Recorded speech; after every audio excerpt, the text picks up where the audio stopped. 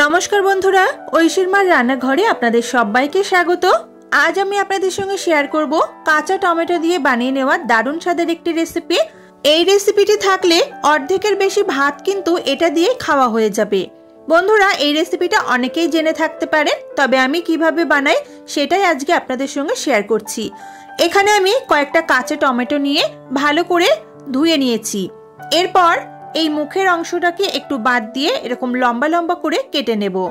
আপনারা চাইলে চারচোখো করে ডুমো করেও কেটে নিতে পারেন। এখানে আমি আমার প্রয়োজন মতো টমেটো ব্যবহার করেছি।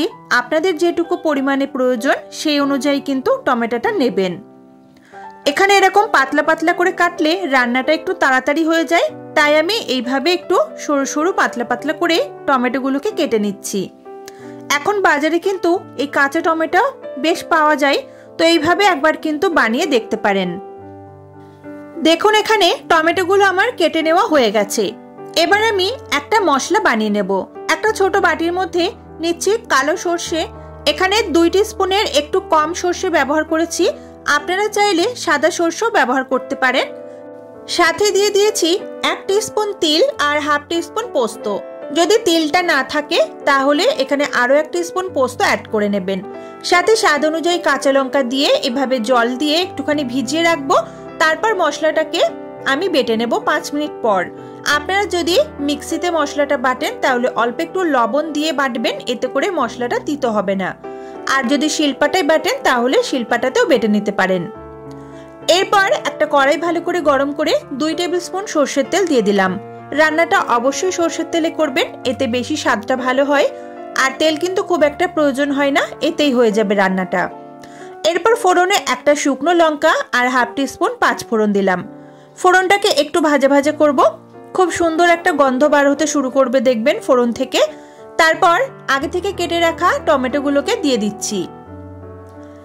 টমেটো দেওয়ার পর সামান্য একটু নাড়াচাড়া করে এটাকে মিশিয়ে দেব। ভালো করে একটু মিশিয়ে দেওয়া হয়ে গেলে এই সময় আমি স্বাদমতো লবণটা ব্যবহার করব। টমেটো একটু নাড়াচাড়া করার সময় স্বাদ অনুযায়ী লবণটা আমি দিয়ে দিলাম।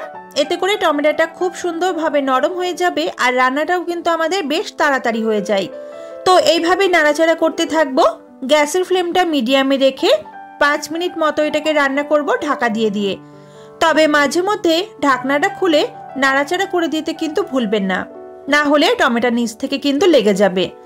মাঝে মাঝে এভাবে ঢাকনাটা খুলে নাড়াচাড়া করব আর দেখবেন টমেটো থেকে কিন্তু বেশ খানিকটা জল ছাড়তে শুরু করবে।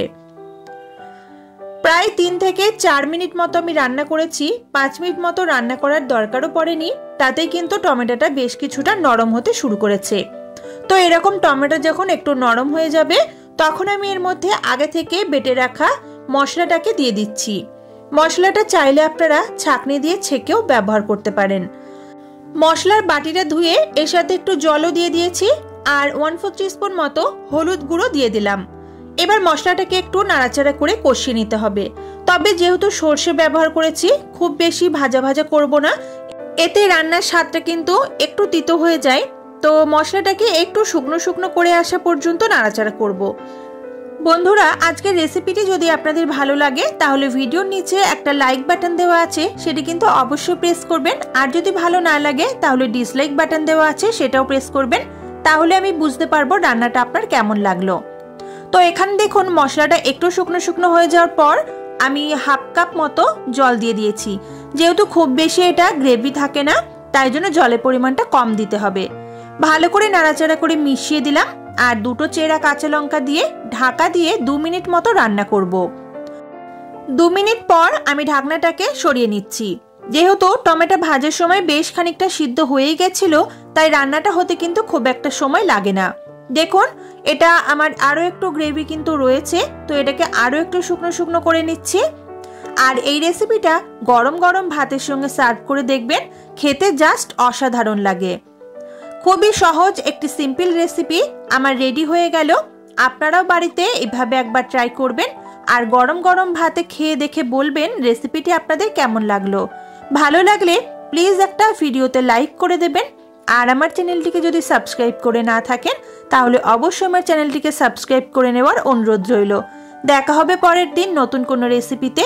সবাই ভালো থাকবেন। আজকের মতো টাটা।